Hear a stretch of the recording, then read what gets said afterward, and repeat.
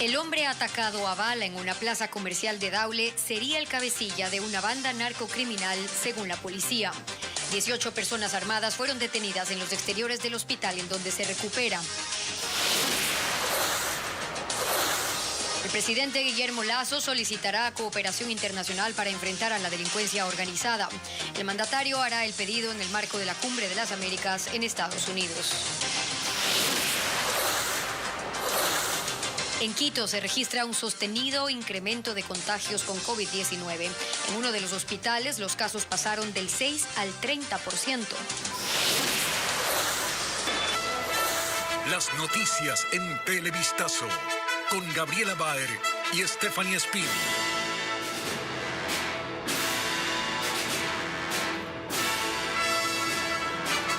Buenas tardes y bienvenidos a Televistazo. Iniciamos contándoles que el sujeto baleado por sicarios la tarde de ayer en Daule sería el cabecilla de una organización narcocriminal. Hola, Gaby. Hola, Steffi, amigos, bienvenidos. Actualmente la policía le da resguardo en el hospital donde se recupera de las heridas. Merlin Ochoa habló con familiares de otros pacientes quienes están atemorizados porque temen un nuevo enfrentamiento mortal, pues en ese lugar anoche 18 personas fueron detenidas. Un ambiente de tensión y terror se vive en los exteriores de un hospital en el centro de Guayaquil.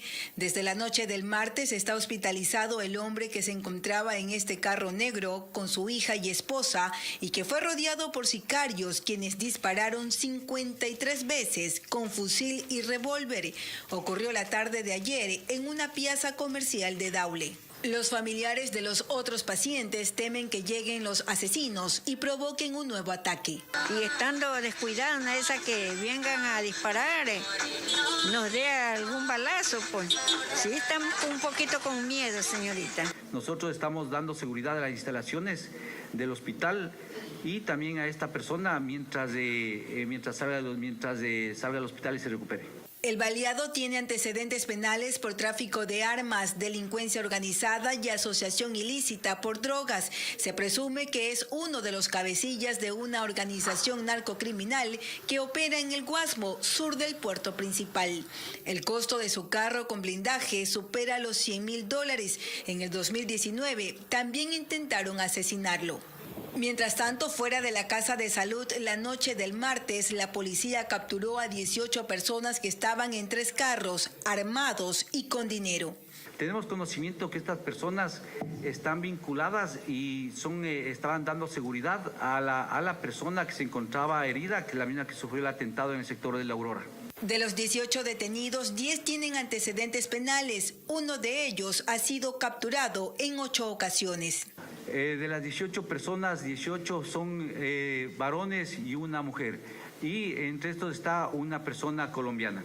Los 18 aprehendidos permanecen aquí en la Fiscalía junto al cuartel Modelo.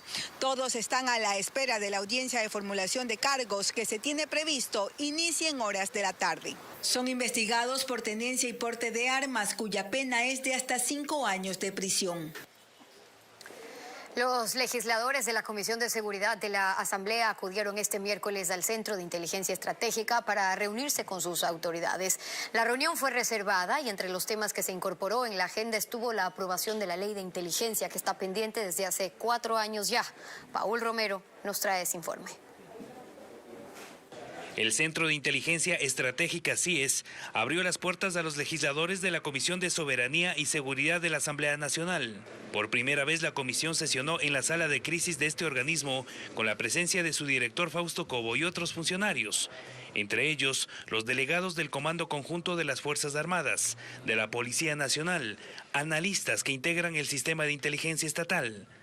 En la cita que fue reservada, el director del CIES presentó un informe a los legisladores sobre las acciones realizadas por este organismo en temas sensibles de seguridad y defensa. La información que se genere en su interior no es permitido revelarla, pero sí nos dará una claridad de que si se está cumpliendo o no la ley o de que si se está o no revisando graves delitos o graves hechos que se han suscitado al interior del país. Hace varias semanas, Ecoavisa reveló sobre el hackeo de 2 plataformas informáticas del CIES y que fue ofertada en redes sociales. La Fiscalía abrió una investigación sobre este caso y el proceso se mantiene bajo reserva. Uno de los temas pendientes entre la Asamblea y el Centro de Inteligencia Estratégica es la aprobación de una ley de inteligencia que está en trámite en la comisión parlamentaria. Lo que buscamos es fortalecer a esta institución que puede generar un impacto positivo en el país, una central de inteligencia estratégica que tenga identificados los principales riesgos, las amenazas del país. Este proyecto de ley está estancado en la Asamblea desde hace 4 años. Fue presentado en 2018 por el entonces ministro de Defensa Osvaldo Jarrín y forma parte del Código Orgánico de Seguridad del Estado. El oficialismo espera que no haya veto del presidente de la República a la ley de uso legítimo de la fuerza. La norma fue aprobada anoche por la Asamblea y busca dar garantías a la policía para su lucha contra la delincuencia. Patricio Díaz nos da más detalles. Aunque la aprobación tuvo dificultades, los legisladores apoyan la norma en cuanto al respaldo legal de la policía contra la delincuencia. Por ejemplo, antes un uniformado no tenía una garantía clara para utilizar su arma en el caso de un riesgo vital. Ahora la norma permite el uso del arma con munición letal o impacto cinético en caso de amenaza o peligro inminente de muerte o lesiones graves. Tenga la facultad necesaria para poder actuar en razón de la seguridad del país. Es el objetivo de esta ley. La ley establece los niveles de amenaza, de resistencia y hasta de agresión de la persona intervenida. Estas garantías se dan también para las Fuerzas Armadas en sus competencias constitucionales de seguridad y en el trabajo coordinado con la policía en los estados de excepción. Es decir, no va a seguir los procesos que anteriormente se daban, donde lamentablemente un policía accionaba en defensa de la ciudadanía y posteriormente terminaba en un proceso que le terminaba perjudicando. Ahora van a tener todo el respaldo del Estado ecuatoriano. Además que en el caso de procesos legales contra policías producto de su acción, el Estado deberá procurar que el uniformado pueda defenderse en libertad, además de tener el patrocinio legal de la institución o la Defensoría Pública. Del lado de Pachacutic y algunos legisladores de UNES mantienen sus cuestionamientos a los artículos sobre la protesta social. Podamos ingresar inmediatamente un proyecto de ley reformatorio. Presentaremos la inconstitucionalidad de dichos artículos. La ley pasa al Ejecutivo para sus observaciones. El bloque oficialista aspira a que el presidente no proponga cambios y la norma entre en vigencia lo antes posible. Y el presidente de la República, Guillermo Lasso, quien se encuentra en Estados Unidos a propósito del desarrollo de la 9ª Cumbre de las Américas, le planteará a Joe Biden el establecimiento de una estrategia de lucha contra el narcotráfico similar al Plan Colombia. En Los Ángeles, a donde el presidente de la República, Guillermo Lasso, acudió para participar de la 9ª Cumbre de las Américas, concedió una entrevista para La Voz de América y en ese diálogo el jefe de Estado indicó que llega a los Estados Unidos con 2 propuestas en ristre. Requerimos apoyo internacional para la lucha contra el narcotráfico, contra las bandas criminales que trafican con droga, pretenden utilizar el territorio ecuatoriano para tráfico de drogas y a la vez producir actos de violencia que inquieta a la población ecuatoriana. Y el tema de empleo por la vía de una integración comercial. El Ecuador, por razones ideológicas de gobiernos anteriores, no suscribió el Tratado de Libre Comercio que suscribieron Colombia y Perú, los países andinos. El Ecuador quiere plantear a los Estados Unidos un tratado de libre comercio para tener iguales condiciones que Colombia y Perú y de esa manera poder generar empleo y oportunidades en mi país. Ya en el tema de combate a la inseguridad, el Lasso señalaba cuáles son los requerimientos específicos que tiene el Ecuador. ¿Qué requerimos fundamentalmente? Más personal, y para eso se requiere presupuesto, se requiere equipos adecuados para enfrentar el narcotráfico. Probablemente requerimos drones o requerimos radares de alta tecnología. Por lo tanto, el mensaje que traigo es: necesitamos cooperación internacional para la lucha contra el narcotráfico en el país. Algo similar a un Plan Colombia, pero Plan Ecuador. Yo diría que sí. Probablemente el fondo es el mismo, probablemente pudiéramos llamarlo de otra manera, pero en efecto el Ecuador quiere plantearle a los Estados Unidos un plan Ecuador. La tarde de ayer el jefe de Estado participó de un panel en el que se analizaron los avances en la integración de los refugiados venezolanos en América Latina. Lasso se refirió al decreto que regulariza la situación migratoria de 500.000 de venezolanos en el Ecuador y a la falta de ayuda internacional para atender esta situación. Definió un monto de necesidades de cooperación para el Ecuador de 236 millones de dólares para el año 2021. A enero del 2022 se alcanzaron solo 70 millones de dólares, 29% de parte de la cooperación internacional. Esta tarde, el jefe de Estado continuará con su agenda previo a la sesión inaugural de la 9ª Cumbre de las Américas. Y 11 jefes de Estado del continente participan en la Cumbre de las Américas que se desarrolla en Estados Unidos por primera vez desde 1994. Entre el miércoles y el viernes, la agenda en Los Ángeles, California, abarca temáticas como economía, salud, cambio climático, inseguridad y migración. El anfitrión, el presidente Joe Biden, busca además liderar un bloque democrático en la región, por lo que excluyó del evento a los presidentes de Cuba, Nicaragua y Venezuela.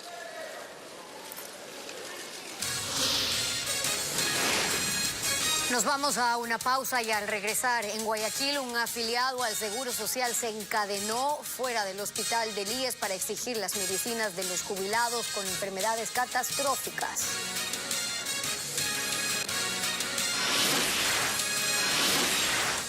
También, una corte de arbitraje internacional ordena al Estado ecuatoriano el pago de un millonario monto a la empresa Gente Oil vinculada al caso Singue. La Procuraduría se pronunció. Le contaremos lo que dijo.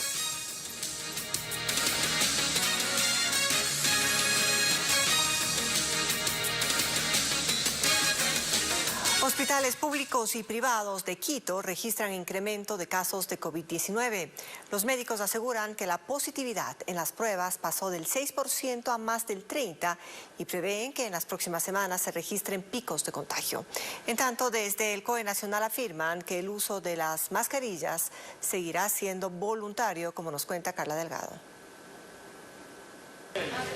Nuevamente, las salas de emergencia de Quito registran incremento de personas positivas para COVID-19. La mañana de este miércoles, pacientes esperaban ser atendidos en el hospital del IES Quito Sur. Vine con síntomas respiratorios, dolor de garganta, de cabeza y del cuerpo. Porque me duele la garganta. Y me ha dado fiebrecita. Aunque la mayoría de personas que llegan contagiadas ya no requieren hospitalización, a los médicos les preocupa la rapidez con la que nuevamente el virus se desplaza. Evidenciamos que hace 4 semanas atrás teníamos un índice de positividad del 6%. Luego incrementamos hasta hace 2 semanas atrás a un índice de positividad del 15%. Con el análisis de la semana anterior tenemos un índice de positividad del 32%. También el área pediátrica recibe a más menores con síntomas respiratorios, pero no solo ocurre en el área pública. Los casos positivos también se dispararon en el sector privado. Estas semanas hemos pasado de atender 4 a 5 casos COVID positivo por semana. De estas últimas 2 semanas recibir 35 a 50 casos por semana. Entonces hemos aumentado exponencialmente en 10 veces el número de casos. Cree que la falta de aplicación de las vacunas de refuerzo y el relajamiento de las medidas de bioseguridad elevarán aún más las cifras en las próximas semanas. En tanto, en el COE Nacional las autoridades se ratificaron en las medidas. La resolución que establece el uso voluntario de las mascarillas en espacios abiertos y cerrados. Desde que empezó la pandemia, más de 886,000 personas contrajeron el virus, según cifras oficiales. Y persisten los reclamos por el desabastecimiento de medicamentos en los hospitales del IES. La última protesta ocurrió esta mañana en Guayaquil, donde los pacientes con enfermedades catastróficas exigieron sus tratamientos para mejorar su calidad de vida. Diego Cuenca con el informe. Segundos Altos esa vez decidió encadenarse en nombre de los pacientes con enfermedades catastróficas que no reciben sus medicinas en los hospitales del Seguro Social. Hace 6 meses no nos dan la medicina. Esto es algo simbólico porque esto, para el señor presidente, esto significa que lo que usted no está haciendo a nosotros, nos está encadenando a una muerte segura. La protesta ocurrió en los exteriores del Hospital Teodoro Maldonado Carbo, en Guayaquil, hasta donde llegó también Andrea Lozano. Todos los meses va en busca de medicamentos para para su hija Valentina, que a sus 6 años padece de fibrosis quística en sus pulmones. Ellos necesitan medicación sí o sí, que hasta incluso fallecieron ya 3 niños porque no hubo medicación. 3 niños. Entonces, ¿hasta cuándo más vamos a estar así sin medicación? ¿Hasta cuándo? La crisis se agrava en medio de la falta de gobernabilidad en el Seguro Social, tal como lo sostiene Francisco Cepeda, que este lunes renunció a su cargo como presidente del Consejo Directivo del IES. Los manifestantes con un ataúd simbolizan cómo la espera los lleva a la muerte. Así lo denuncia el Observatorio del Seguro Social. En esta acera de al frente han muerto muchos pacientes por falta de medicamentos. A ellos no le dan medicamentos. Unos 1 año, otros 8 meses, otros 4 meses. Buscamos entrevistar al gerente de esta casa de salud, pero hasta el cierre de este informe no tenía autorización para darnos declaraciones. Sin embargo, nos adelantaron que sus bodegas están abastecidas de fármacos, hacen un 58%. El incumplimiento se da a pesar de que hay sentencias por parte de un juez que determina la entrega inmediata de las medicinas. Pasamos a otros temas. 15 pasajeros resultaron heridos luego de que un bus se viró en la avenida Simón Bolívar, en Quito. El conductor del vehículo fue detenido y 3 usuarios tuvieron que ser llevados a casas de salud. Alex Ceballos nos informa. El bus de transporte público se arrastró por la cuneta al menos 50 metros y luego se impactó contra un poste de energía eléctrica en la avenida Simón Bolívar, en el centro oriente de Quito. Venía como loco. Rebalsó a una moto y a un carro chiquito. 15 pasajeros con varias heridas y golpeados salieron del autobús por sus propios medios. Los pasajeros rompieron las ventanas delanteras y también posteriores para poder evacuar en esta emergencia. Politraumatismos de una persona a descartar con una fractura en su pierna. Según varios pasajeros, el conductor de la unidad venía a velocidad. El momento de intentar un cambio de carril perdió pista y fue directo a la cuneta. Ya comenzó a venirse medio virándose, le gritábamos que vea señor, vaya con cuidado, hasta que después ya nos tocó lo peor. Según la Agencia Metropolitana de Tránsito, el estado mecánico del bus era aceptable y tenía los papeles en regla. El conductor fue ubicado cerca del accidente y posteriormente detenido. Indicaron los testigos de que el conductor se encontraba en el lugar y él mismo se identificó como conductor, dándome los documentos de identificación, la licencia y la matrícula y su versión lo que sucedió. El accidente de tránsito se reportó a las 8 de la mañana, pero congestionó el tránsito vehicular más de 4 horas. Nuevo revés para el Estado ecuatoriano. Un tribunal de arbitraje internacional le ordenó pagar $11 millones a la compañía petrolera Gente Oil, que denunció incumplimientos contractuales a raíz de la investigación del caso Singue, del que la empresa es contratista. Fabiola Santana con las reacciones.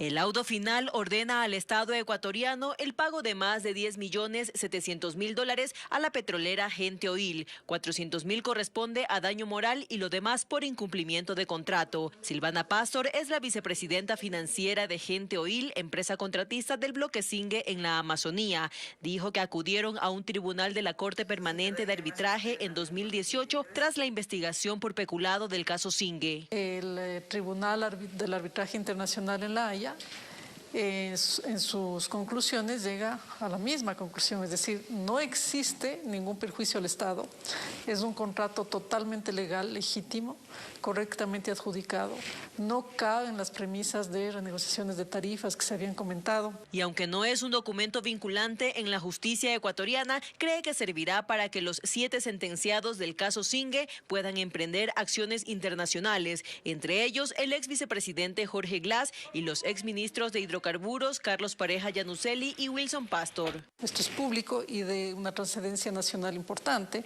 entonces yo entiendo que los jueces lo van a mirar.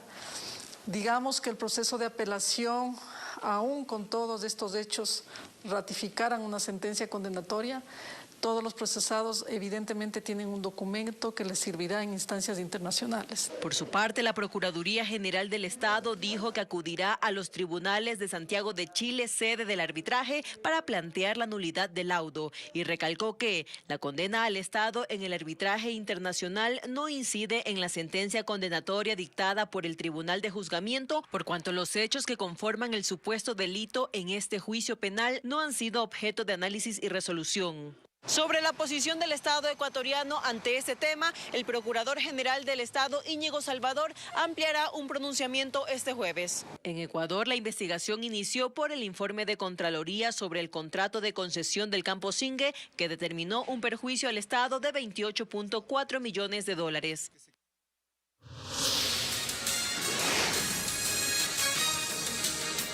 Más adelante en Televistazo, conmoción en La Tacunga por el asesinato de una mujer dentro de su casa con un golpe en la cabeza. Su esposo e hijo son los principales sospechosos. El cadáver de un hombre fue hallado a orillas del estero Salado en el sur de Guayaquil y ocurrió en el sector de la Isla Trinitaria. Según información preliminar, sujetos a bordo de un vehículo dejaron el cuerpo debajo de un puente, aprovechando la oscuridad de ese sector.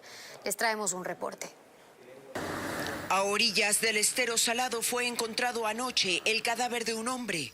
La alerta la dio un morador que caminaba debajo del primer puente de la Isla Trinitaria, en el sur de Guayaquil. De aproximadamente 25 años, el mismo que estaba semidesnudo, de cúbito ventral. En estas circunstancias se activa con las unidades especiales como criminalística, pues no tiene ningún signo de violencia. Según los agentes, el cuerpo no presentaba heridas de arma, por lo que presumen otras causas de muerte. Se puede presumir que existe una asfixia por estrangulamiento.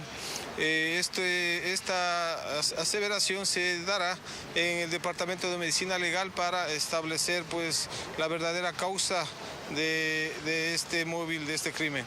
La víctima no tenía sus documentos. Los uniformados sospechan que habría sido asesinada en otro sitio y posteriormente dejada en ese lugar, aprovechando la oscuridad. Que un vehículo de características de un automóvil color blanco, al parecer dejaron abandonado este cuerpo, sacaron del vehículo y lo dejaron aquí, pues las unidades se activaron, se hizo un control en el territorio, siendo imposible la localización, ya que no se tenían mayores características como placas del vehículo. Agentes de criminalística realizaron el levantamiento del cadáver y lo trasladaron hasta la morgue. Hay consternación en la parroquia rural de Guaitacama, en La Tacunga, ante el posible femicidio de una mujer de 59 años. Ella fue asesinada dentro de su vivienda. Por ahora, su esposo y su hijo son los principales sospechosos del crimen. Patricio Viera con la noticia.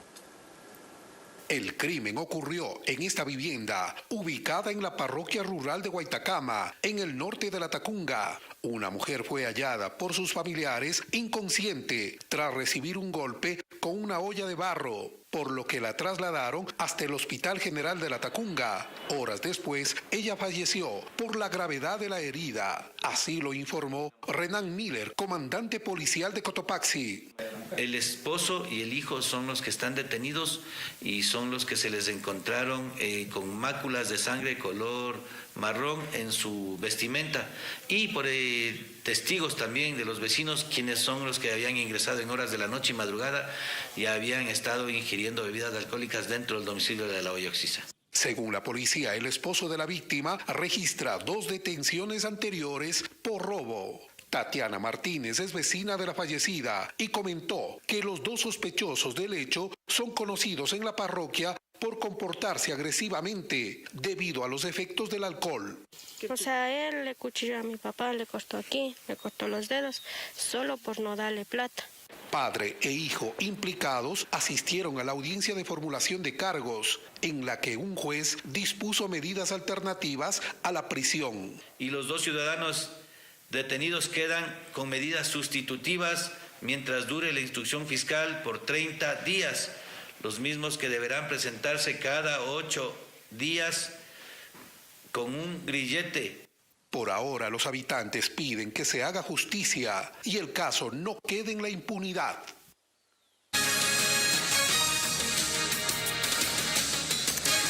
Un hombre se salvó de morir a manos de un conductor en estado etílico que invadió vía y arrolló a una mujer y a un niño en Quito. El sobreviviente y moradores del lugar donde ocurrió el siniestro aseguran que falta control en la zona. Andrea Báez sigue este caso. Parado justo donde vio la muerte pasar. Así encontramos a Juan. Es el hombre de camisa azul que gracias a su rápida reacción se salvó de ser atropellado. No, realmente estoy en shock, primeramente porque me salvé de la muerte. Yo vi pasar la vida por mis ojos. Él trabaja frente al lugar donde un taxi invade vía y atropelló a una mujer y un niño de 2 años, quien permanece hospitalizado. Entonces lo único que avancé a hacer es poder saltar y un poco esquivar el vehículo. Las autoridades mencionan que el conductor estaba en estado etílico y tenía sanciones de tránsito previamente. Marcó 1.62 gramos por litro de sangre. En el año 2020 específicamente registra una multa por no portar su cinturón de seguridad. Asimismo tenemos valores pendientes de más de $200 que registra en el sistema solo en su licencia de conducir. El accidente que ocurrió en la zona del Tejar, centro de Quito, mantiene alarmados a los moradores que reclaman la falta de control, pero también el mal estado de la vía. No hay policía de tránsito, como usted puede ver. Tenemos aquí este hundimiento que se hizo ya hace 2 semanas y no hay autoridad municipal, pese a que hemos mandado las quejas a la administración zona centro, no se nos soluciona. Mientras tanto, Juan recalca que volvió a nacer y que el vehículo solo alcanzó a lastimar los dedos de sus pies. Pasó realmente también igual fracturando los dedos. La punta de los dedos me pasó el automóvil, las llantas, y ahorita estoy más fracturado. Tengo una cita ya con el terapeuta. Las autoridades mencionan que el presunto causante del siniestro fue retenido, pero ya se encuentra en libertad condicional otorgada por un juez.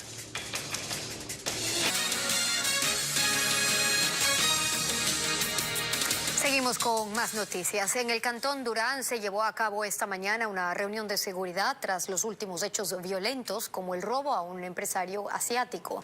Las autoridades confirmaron que las cámaras de seguridad permitieron identificar a 3 sujetos implicados en este atraco. Bessie Granja nos trae los detalles ahora. Buenas tardes, Bessie. Escuchamos. Hola, ¿qué tal? Muy buenas tardes. Aquí en el Cantón Durán, las autoridades inauguraron el centro de monitoreo integrado con 150 cámaras de videovigilancia que funcionará en el comando policial de este cantón. Hasta aquí justamente llegaron las autoridades de la Gobernación de Guayas y también de la Policía Nacional. Según justamente los directivos, ya este centro generó los primeros resultados, pues gracias a las imágenes se pudo dar con la identificación de los sospechosos del asalto cometido contra un ciudadano extranjero, quien había retirado $10,000 en una agencia bancaria justamente aquí en la avenida principal de esta ciudad. Los delincuentes dispararon en contra de la víctima. Escuchemos lo que detalla la autoridad con respecto a este caso. Logramos identificar los vehículos, motocicletas en los que fugaron estos ciudadanos y también a 3 personas que pudieron identificar estas cámaras. El gobernador de Guayas, Pablo Arosemena, y también el comandante zonal de policía, Víctor Zárate, destacaron la conclusión de este proyecto con el cual se pretende brindar mayor seguridad a este cantón. Lo que podemos informar a esta hora desde esta ciudad. Ustedes continúen con más noticias. Buenas tardes. Gracias, Bessie. Buenas tardes.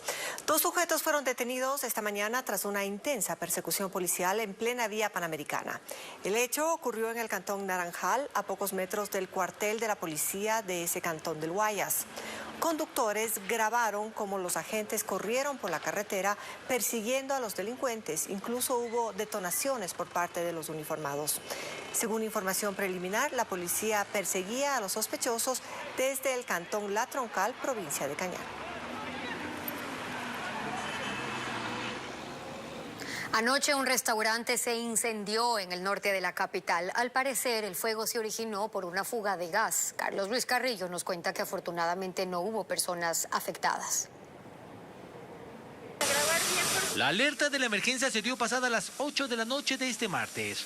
Un incendio estructural contaminó parte de un restaurante ubicado en las calles Isabel la Católica y Gangotena, norte de Quito. En este video se observa cómo las llamas amenazan a trabajadores y clientes del establecimiento. Y escuchamos unos sonidos, ¿no? Como que está tronando, como que escuchábamos unas explosiones mínimas, entonces ya olimos el olor a gas y inmediatamente evacuamos todos los que trabajamos ahí y los clientes que teníamos. ¿Alrededor de qué tiempo duraron las llamas? No, ya como media hora. Al lugar llegaron efectivos del Cuerpo de Bomberos, quienes en una rápida acción lograron controlar la combustión de 2 tanques de gas. La causa específicamente es debido a una fuga de gas y un encendido en una de las bombonas.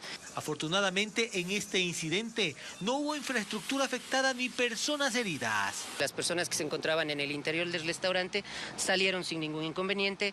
Tanto los restaurantes aledaños han tenido un buen procedimiento también, lo que ha generado que no tengamos ninguna afectación a las personas, que es lo principal. Equipo especializado del Cuerpo de Bomberos investigará las causas que habrían motivado este incendio para posteriormente emitir un informe de lo ocurrido. Los concejales del Cantón Píllaro, en Tungurahua, decidieron remover de su cargo al alcalde debido al supuesto incumplimiento de normas territoriales sobre temas de áreas verdes. El Tribunal Contencioso Electoral decidirá luego de 10 días si el burgomaestre es cesado de sus funciones.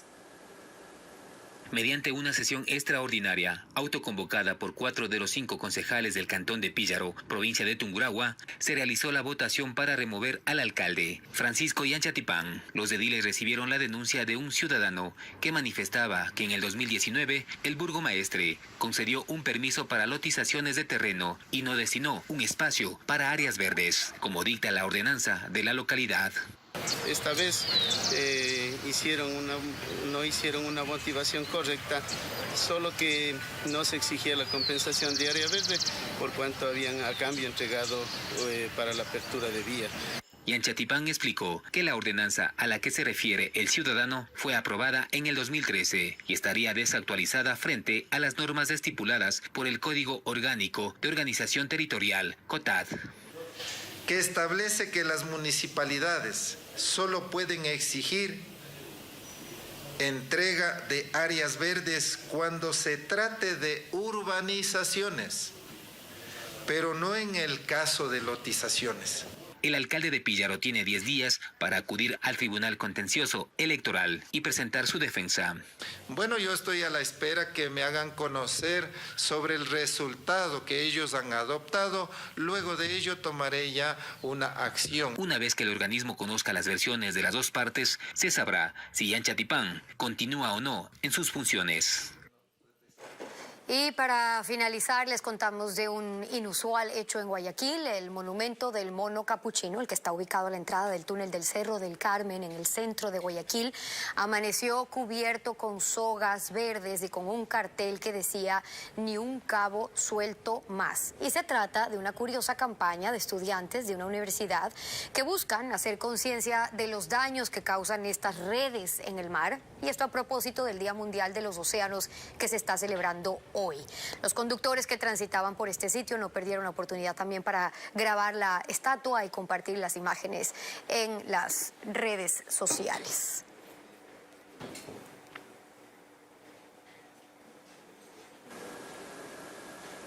Y es que los océanos son la fuente de oxígeno más grande del planeta. Con esto concluimos, Steffi. Sin antes desearte, Gaby, un feliz cumpleaños de parte de todos quienes hacemos este equipo de Coavisa y Televistazo. Que pases súper lindo y feliz cumpleaños de parte de todos.